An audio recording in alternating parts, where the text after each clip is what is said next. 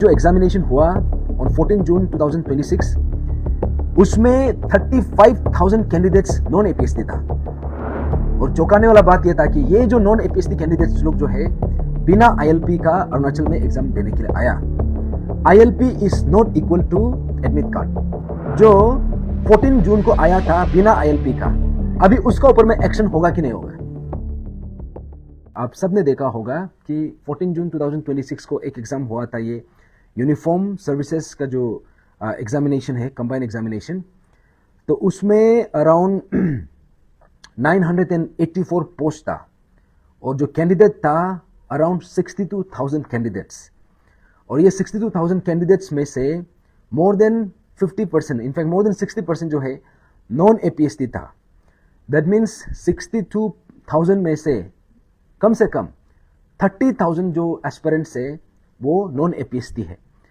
और 14 जून 2026 में जो एग्जाम हुआ था तो उसमें बहुत सारा कैंडिडेट्स जो बाहर से आया था वो लोग बिना आईएलपी का आया था। तो इसी बात को लेके आज हम जो होम का जो कमिश्नर है, होम डिपार्टमेंट का कमिश्नर को आज हम पूछताछ किया है कि यहाँ में एडमिट कार्ड जो है ये आईएलपी का बराबर है क्या, इसको कंफर्म करने के लिए।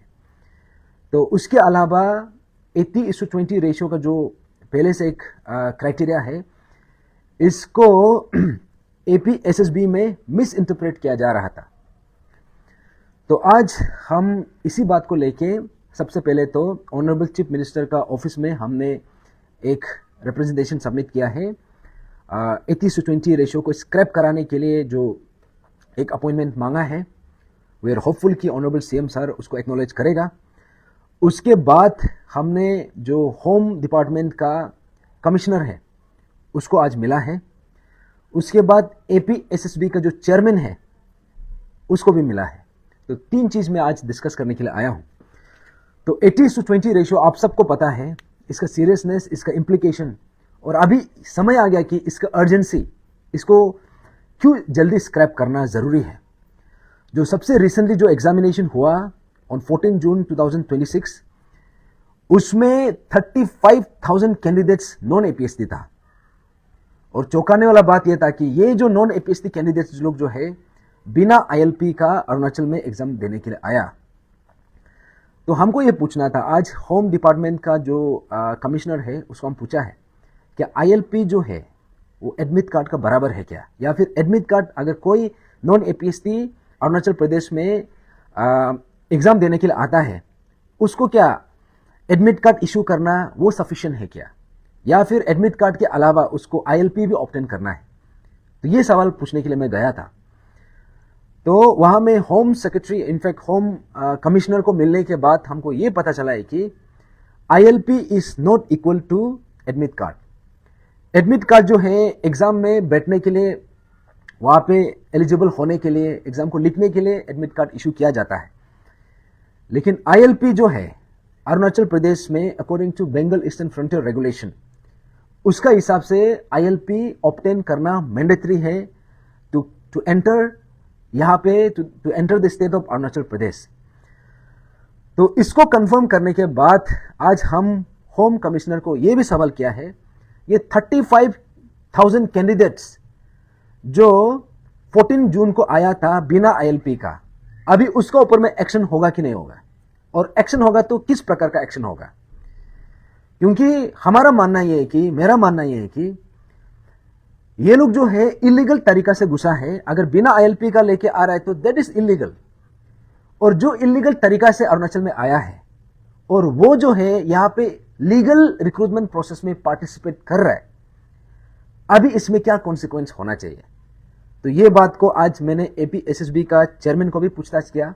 आज मैंने होम डिपार्टमेंट का कमिश्नर को भी पूछा कि आईएलपी और एडमिट कार्ड ये बराबर है क्या। तो उन्होंने कहा कि बराबर नहीं है। तो अभी वो लोग जो है जो बिना आईएलपी का आया है उसका ऊपर में क्या एक्शन होना है। तो उसका भी बोलना ये है कि ये चीज को वो लोग को गौर करना पड़ेगा, वो लोग को डिस्कस करना पड़ेगा। तो सोचने वाला बात यह है कि हमारा अरुणाचल में रिसेंटली जो एसटी बचाओ आंदोलन कमेटी ने एक बहुत बड़ा मुद्दा छेड़ा, बनकोल भी हुआ और अभी हाई लेवल कमिटी भी गठन हुआ है। इनफैक्ट इसका जो भी आउटकम है वो बहुत जल्दी हम लोग को देखने को मिलेगा।